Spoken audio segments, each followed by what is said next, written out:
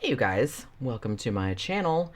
Got a weird ass flick today that I feel like a lot of people don't really talk about, so let's get into it. So I have to admit, I'm gonna be honest with you here, I'm not usually a big fan of sci-fi or of horror sci-fi crossovers. I mean, obviously there are a lot of exceptions to that rule. I love the Alien movies, I love The Thing, Invasion of the Body Snatchers, stuff like that.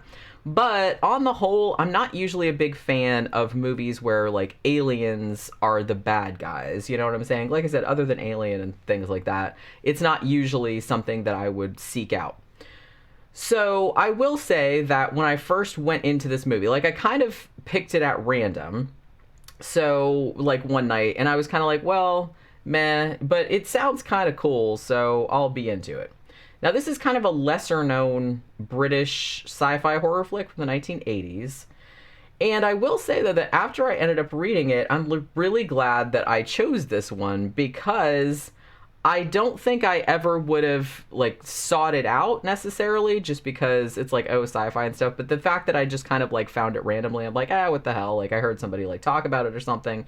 And this movie is, like, deeply fucked up, but in, like, a really good way. This is, like, really weird. Released in 1983, the bewilderingly titled Xtro was directed by Harry Bromley Davenport. Now, this was presumably made to cash in on sort of like the wave of popular sci-fi movies that came out around that era, like E.T., Alien, Videodrome, stuff like that. Now, when it first came out, it was pretty resoundingly shit on. But it did actually end up becoming something of a cult favorite over the years. Kind of a minor cult classic, I guess. And it actually spawned two sequels, as far as I'm aware. Although, I haven't seen them, but I've heard that the sequels don't really have much of anything to do with the original movie. Now, it's not hard to see why this got kind of like a cult following, because there's some really strange shit going on in this thing. Also, the special effects are quite good for the time and the presumably low budget. And some of the imagery is actually pretty, like, fucked up and disturbing. So Extro tells the story of a boy named Tony. Now, one day, he's playing out in the yard with his dad, Sam, like, in the yard of their farmhouse. And then suddenly, this kind of intense light comes, like, blazing out of the sky and seems as though it drags Sam away with it. So that's kind of just like the prologue. Then the movie jumps ahead to like 3 years later. No one is entirely sure what happened to Sam, Tony's dad. But Tony and his mom, Rachel, have obviously had to move on with their lives, and they now live in London with Rachel's new boyfriend, whose name is Joe. They also have a hot French nanny named Annalise, who I'm guessing was put into the movie so they could have boobies, because, that's very important for 80s horror. Meanwhile, a light shines out in the woods again. Two people driving down this dark country road, they hit this really freaky looking creature with their car, which is like scuttling across the road.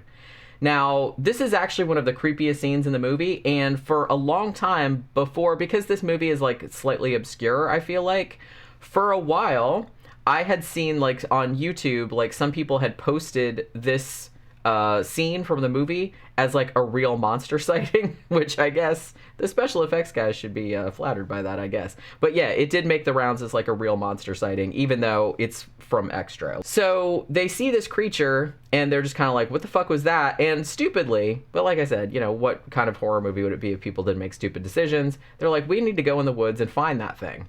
Why would you? I don't know. So the guy goes into the woods to find the creature. The creature, predictably, kills the guy, then circles back to the car and kills the woman, and then comes back around again to, like, this house that's sort of, like, out in the woods near where the car stopped. Now, there's a woman living in this house by herself, I think, and the monster basically, like, attacks her and impregnates her. And then, like, her belly, like, swells up, like, super giant, like, in just, like, a minute or two. And then, this is crazy. I can't believe I'm saying this sentence out loud. And then Sam from the beginning, the dad from the beginning who got swept away by presumably aliens, comes crawling out of her vagina. Okay, like his full size. He's not a baby. It's like a full size man comes crawling out of her vagina. So there's that. Sam, covered with blood, goes back into the woods and steals the clothes off the guy that was driving the car that he killed earlier. And then he decides, I'm going to go to London and try to track down my family. So now here's where the whole thing gets even more bizarre. I mean, this shit is like pretty Weirdsville so far, but it's, yeah, just hang on to your hats for a minute because it's going to get weirder. So Sam picks up Tony from school. So when his mom, Rachel, comes to get him, they tell him, oh, hey, his dad was already here to, like, pick him up. And she's like, what the fuck? So she sees them, like, far down the street, and she goes and, like, chases him down. And she sees, hey, it really is Sam. It's her long-ago husband. Now, she's glad to see him, obviously, but she's pretty pissed, like, where the fuck did you go? It's, like, 3 years ago. You just took off, like, without saying anything. He says, look, I don't remember anything about what happened back then. So, you know, he's like, I just whisked away, apparently, and then I just turned back up here. And it's like, I didn't really know what happened. I don't remember anything about those 3 years. So Rachel feels bad for him, and takes him back to their house. Now, Tony, the kid, is, like, super jazzed. Like, well, obviously, this is his dad. He's really excited to have his dad back. But naturally, the new boyfriend, Joe, is a little less enthused, understandably. He's like, who the fuck is this guy? And he becomes even less enthused than that when it becomes clear that Sam doesn't really have any intention of leaving. And Rachel doesn't really have the heart to, like, tell him to take a hike. You know what I mean? Hey, you took off 3 years ago. I'm sorry and all, but we've moved on. I have a new boyfriend, blah, blah, blah. So she doesn't really do that. Now, Joe eventually is like, fuck this noise, and sort of kind of moves out. Although he does still, I mean, him and Rachel, like, work together, and they share this, like, photography studio, so they keep doing that, but, like, he moves out of the house. So it's all this really awkward, like, family drama. And then, like, the weirdness ramps up another couple of notches. Tony wakes up in the middle of the night, covered in blood that is not his. The following day, he catches his dad, Sam, eating the eggs of his pet snake. Tony has a freak out, as you would. Can you imagine, like, waking up and seeing your dad, like, eating your pet snake's eggs? It's just like, Dad, what the fuck? Yeah. So he freaks out, and he just, like, runs out the house. Sam chases after him. He says, no, everything's fine. I just needed to eat those eggs because I'm different now. Wouldn't you like to be different too? And Tony's like, yeah, I guess I would like to be different. I mean, that's his dad, right? And he's been gone for 3 years, so the kid is just kind of like, he's really happy to see his dad again. So he's like, yeah, I would like to be different. I want to be like you. So Sam then, like, puts his lips on the kid's neck, and I couldn't tell if he was, like, sucking blood like a vampire or if he was, like, inserting something. You know what I mean? I guess it doesn't really matter, but he's doing something, like, really creepy and weird, like, on the kid's neck. Okay, that's about all you need to know. Now, later on, back at home, Sam says to Tony, you have powers now. You can do pretty much anything you want. And so can I. That's what happened. That's what this exchange was. That's why you're like me. We're different now. We can do anything we want. So the first thing, predictably, that the kid uses his powers for is revenge. Turns out that Tony's pet snake had escaped, like, from his tank, and he kind of went downstairs and he turned up in the apartment of their downstairs neighbor, this kind of busybody woman, who actually was played, I think she was played by Anna Wing, who was also in The Haunting of Julia, which I talked about before, which is a great movie, by the way, based on a Peter Straub novel. So the old woman, like, sees the snake, she flips out, she cuts the pet snake up into pieces, which I was kind of, like, upset about that, because I like snakes.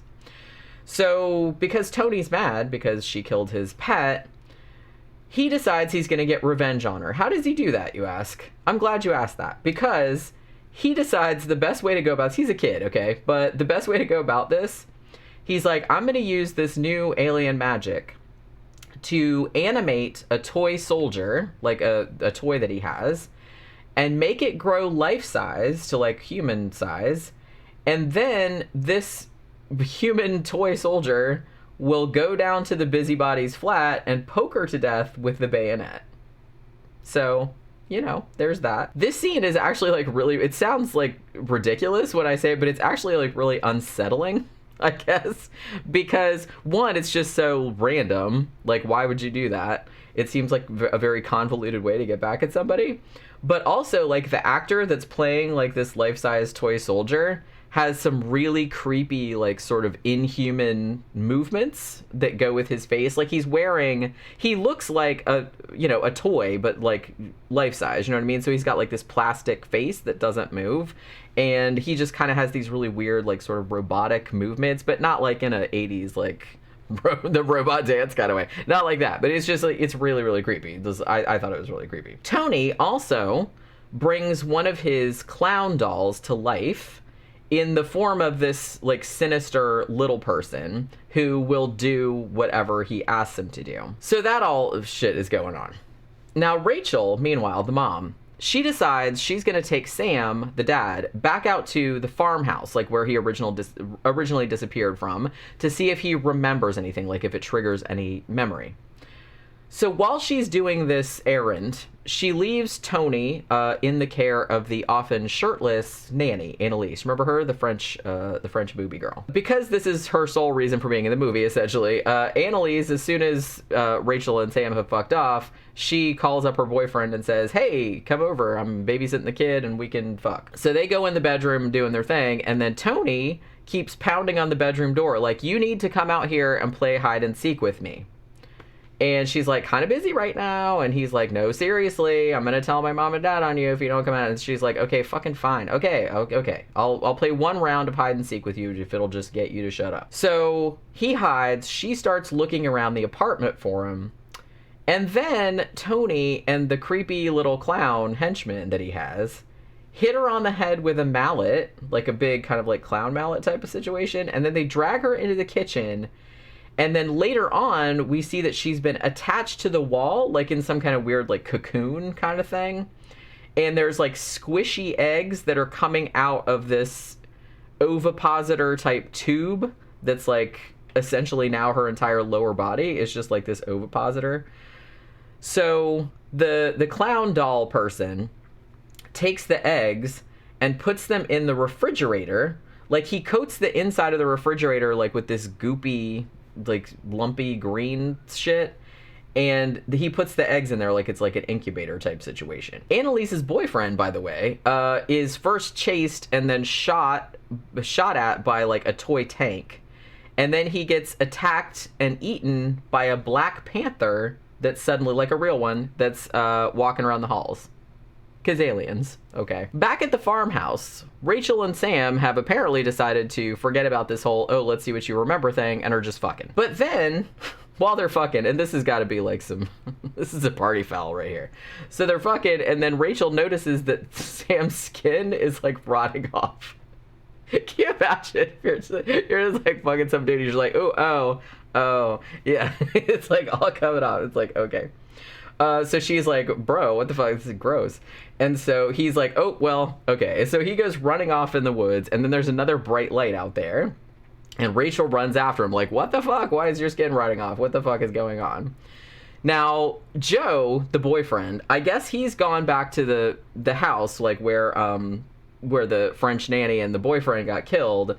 And Joe has gone there and just finds Tony, like, wandering around outside the apartment and everybody else, like, dead inside there. He's like, what the fuck is going on in here? So he takes Tony, like, out to the farmhouse because he figures that's where Rachel went to. So then, like, Sam starts, like, aliening the fuck out, like, turning back into the creature, like, the backwards fucking crawly creature that we saw earlier, like the one that was, you know, almost hit by the car. He makes this horrible, like, high-pitched shriek, which seems to, like, rupture something in Joe's brain, and he just, like, falls over dead, like, and then, like, yeah, so there's that. So then Sam gets to the light, and he has Tony with him, like, he's taken Tony away from Joe, and Tony is also starting to alien out, because remember, like, Sam gave him his powers, which essentially he got in the 3 years that he was spending on the weird alien planet. So him and Tony are both gonna, like, alien out together, right? So they're hand in hand, and then they both disappear. And Rachel is just left standing there in this field like, what the fuck just happened? Like, I don't even, yeah. So there's that. She doesn't have to wonder long, though, because she gets back to the apartment later on. She finds the eggs in the upturned fridge. She very stupidly, like, picks one up and is like, huh, I wonder what this is. At which point, like, this little hand that kind of looks like a little chickeny foot or something like that, like, pops out the egg and, like, attaches itself to her face and essentially kills her. So, you know. So everybody dies, pretty much. Except for Sam and Tony, who, I suppose, live happily ever after on some alien planet somewhere, where they kind of, like, perhaps spend their days doing telepathic toy control and big cat training regimens and reptile egg feasts. Who fucking knows?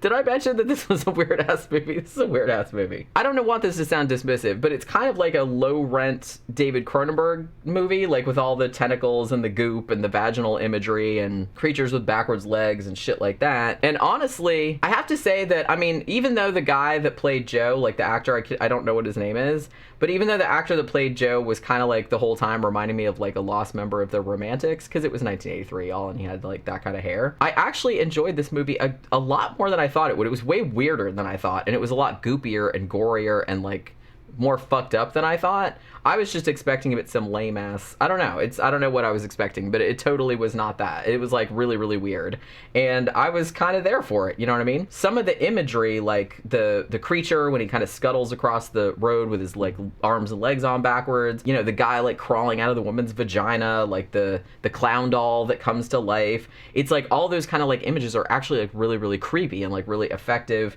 And I kind of also really liked this sort of like downbeat, bleak like family drama that was kind of like at the center of like all this crazy alien shit that was going on.